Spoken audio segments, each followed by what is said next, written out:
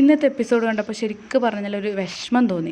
ഇന്നത്തെ എപ്പിസോഡ് എന്ന് വെച്ച് കഴിഞ്ഞാൽ ഈ പുറത്ത് പോയവർ അകത്ത് വന്നതിന് ശേഷമാണ് ഇത്രയും എന്താ പറയേണ്ടത്, ശരിക്കും പറഞ്ഞു കഴിഞ്ഞാൽ അനുമോളെ എല്ലാവരും കൂടി ടാർഗറ്റ് ചെയ്ത് എന്തിനു പറയുന്ന ഒരുമിച്ച് ഫ്രണ്ട്സായി ഒരുമിച്ച് അതിലെയും നൂറേയും ചെയ്തത് എന്താ?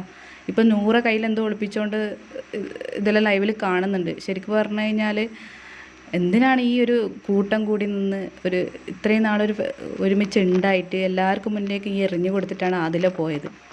അതിൻ്റെ ആവശ്യം ഉണ്ടായിരുന്നോ? അനുമോളെ ഭാഗം പറയുന്നുണ്ട്, പ്രൂവ് ചെയ്യാൻ ശ്രമിക്കുന്നുണ്ട്. പക്ഷെ നൂറ അതിന് നിന്ന് കൊടുക്കുന്നില്ല. നൂറ പക്ഷെ എന്തൊക്കെയോ ഒളിപ്പിച്ചിട്ട് ലൈവിൽ അങ്ങനെ കാണാൻ പറ്റിയിട്ടുണ്ട്. പക്ഷെ ഇങ്ങനെ ചെയ്യും തോറും അനുമോൾക്ക് പുറത്തുള്ള സപ്പോർട്ട് കൂടുകയാണ് ചെയ്യുന്നത്. അതൊന്നും ഒരിക്കലും ഒരു PR-ൻ്റെ ഒരു ഇതല്ല. കാരണം ലൈവ് കണ്ടുകൊണ്ടിരിക്കുന്ന ആൾക്കാർക്ക് എന്തായാലും അനുമോളുടെ ഒരു സാധാരണ തോന്നും. കാരണം ലൈവിലെ എല്ലാ കാര്യങ്ങളും ആൾക്കാർ കാണുന്നതാണ്.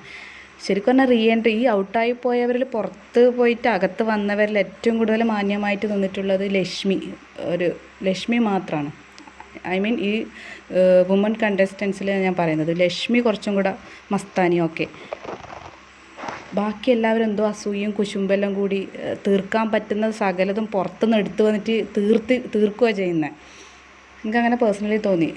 ഞാൻ മെൻസിൻ്റെ കാര്യമല്ല പറഞ്ഞത്.